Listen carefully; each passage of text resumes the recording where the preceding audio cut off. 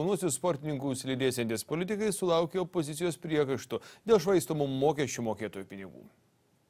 20 jaunųjų sportininkų iš Kauno kitą savaitę išvyksta į Bahreiną Manamos miestą atstovauti gimtajam miestui bei Lietuvai pasaulio miestų tarptautinėse vaikų žaidynėse. Be 4 trenerių, komandos vadovo ir vertėjos pusantros savaitės egzotiškoje šalyje vaikus lydės ir 2 miesto valdžios atstovai, tarybos narė Gintarė Skaistė ir savivaldybės administracijos direktoriaus pavaduotojas Zenonas Abramavičius. Abu jie yra mero Andriaus Kupčinsko bendrapartiečiai ir į Bahreiną vyksta miesto vadovo siūlymu. Tokia konservatorių komandiruotė supykdė politinius oponentus. Andrius Kupčinskas tiesiog miesto pinigais naudojasi kaip savo, tik vienas skirtumas, kad savo pinigus matyt taupytų ir kažin ar važiuotų į Bahreiną, o kai miesto pinigai, tai laisvai važiuoja.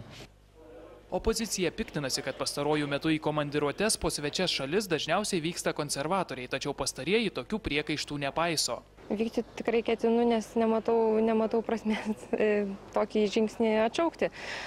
Pats pavydumas, kelionė tikrai egzotiška, tačiau kiekvienais metais pasaulio vaikų žaidynės vyksta kitose miestuose. Šį kartą išpuolė Bahreinas ir šį kartą išpuolė būtent man vykti. Turi važiuoti, sakau, nedaugiau vieno politiko, nedaugiau vieno iš administracijos darbuotojų. Jeigu jau važiuotų keli politikai, tada jau būtų piktnaudžiavimas padėtimi.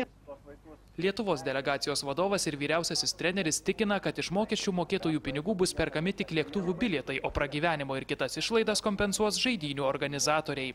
Jeigu kitų kartais delegacijos atvyksta didesnės lydinčios delegacijos negu sportininkų, tai šiuo atveju mes optimaliai, mes praktiškai maksimaliai sportininkų vežam ir minimaliai lydinti personalą. Ta, ką leidžia nuostatai. Aš manau, kad tai yra naudinga ir mūsų politikam ir administracijos vadovam pabendrauti su kitų šalių vadovais, pasidalinti patirtim. Už sportą atsakingas Kauno miesto vicemeras Stanislovas Buškevičius puoselėja viltį vaikų olimpiadą surengti ir Kaune. Mūsų kaimynai